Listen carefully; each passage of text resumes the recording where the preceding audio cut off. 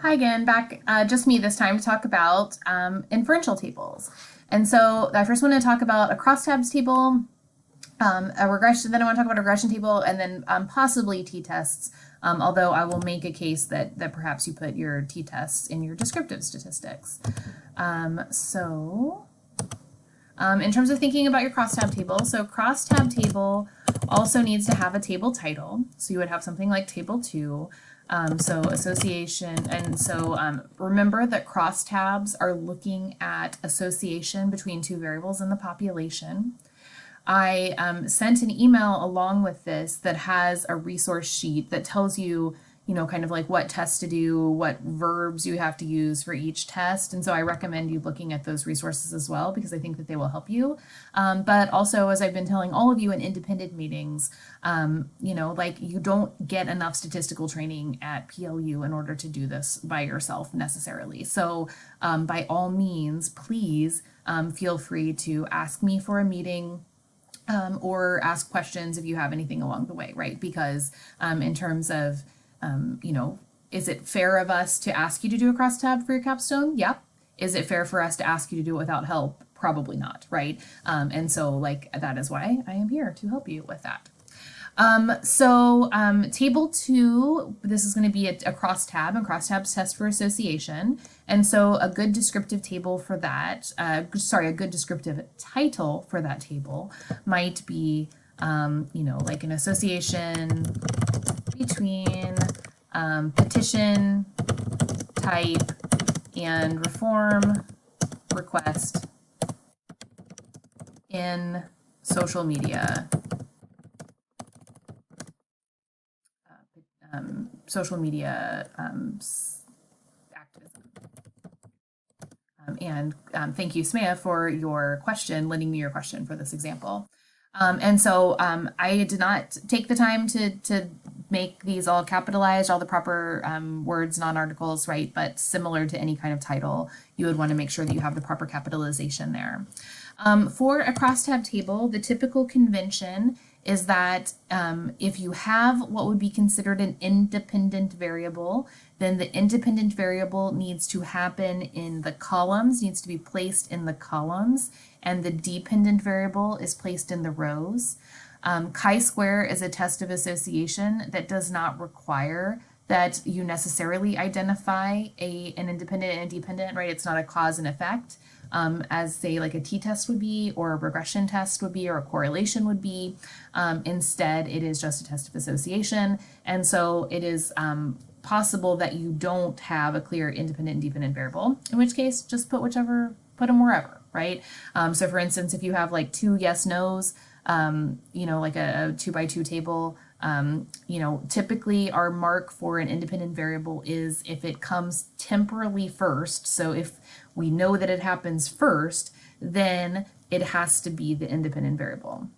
So for instance, for those of you that are using ascribed statuses in any capacity, so something like race or gender, which typically gets assigned to us very early in our lives, those tend to be independent variables, right? Because they influence the dependent variable or the things that you're looking at. So in this case, we would think that the reform request, and also Sumay, I'm sorry if I'm misrepresenting your project, right? But I'm using this just for example. And so let's say that she wants to look at defunding police as an option, reconfiguring the police force to include something like social workers or safety officers, right? Might be one particular outcome. Complete abolition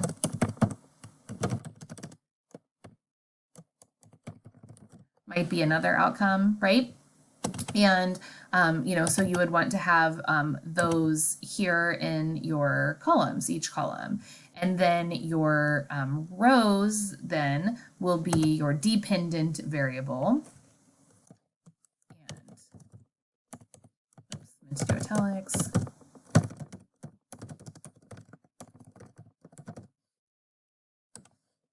I'm actually just going to make this more broad, right, since these are our mock tables. So then your dependent variable might be something, in this case, like, actually I'm not going to complicate it too much, but let's just say that it's like platform 1, platform 2, platform 3, right? Then in each cell for a crosstab table, you will want a frequency, which is a count. So a frequency might be like there are 5 variables that were 5 petitions that were listed on platform 1 that called for defunding the police. So you'll want a frequency and a percent for each cell. Okay. Then you will want to have column. So you'll want row percents and sample sizes and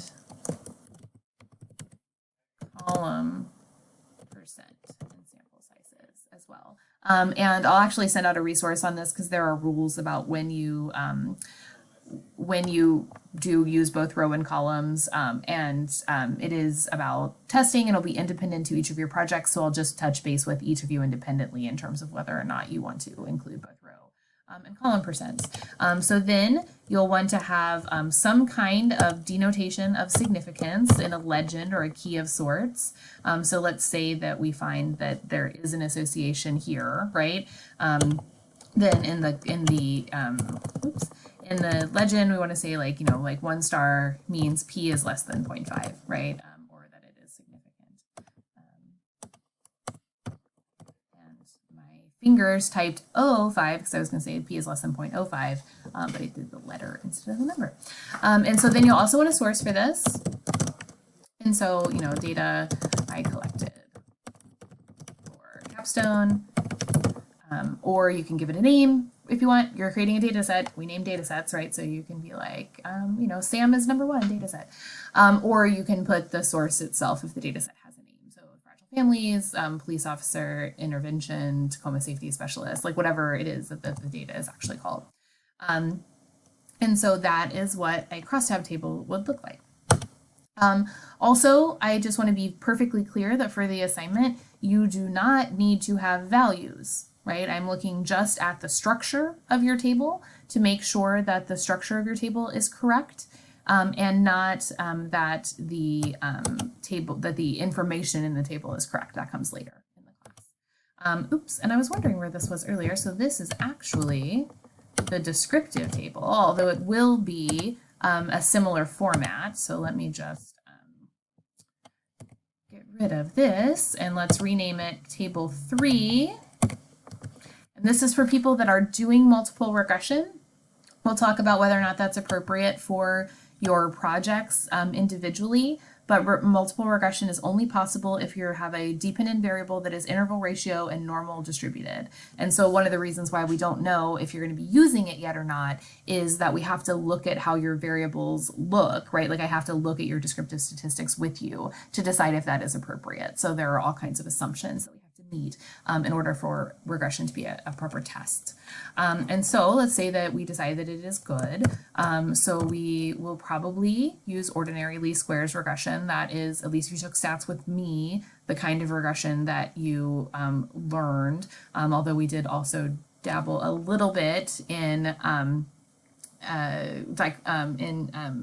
logistic regression, which is when you have a dichotomous dependent variable, so that also may be possible. However, I know that with Professor Pittman, he did not teach logistic or multiple regression, and Professor Chabatari is hit or miss. Sometimes she does, sometimes she doesn't. So it depends on who you had for statistics, whether or not this is something you know, or if it's reasonable, right? And so again, another reason why we have to decide if we're going to do it case by case. So for ordinary least square regression,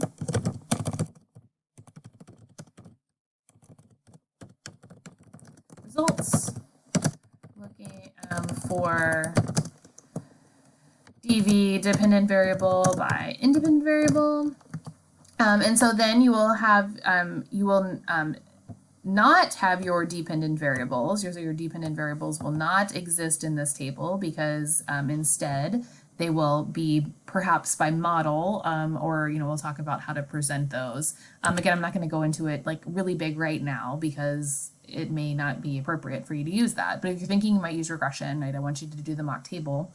And so you would still list your independent variable, your control variable, your sample size, your source, all the same things, except for that your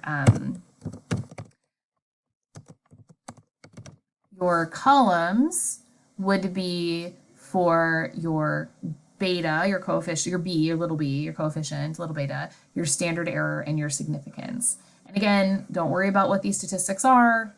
SPSS will calculate them for you. We'll talk through how to interpret them, but I do want you to include this as placeholders, that this might be what you would include on your project.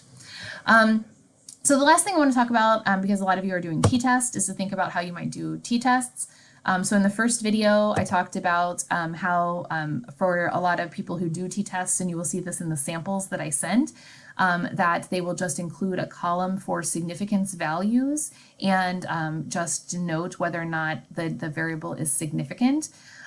You are absolutely fine to do this, right? You would just need to include some kind of legend here,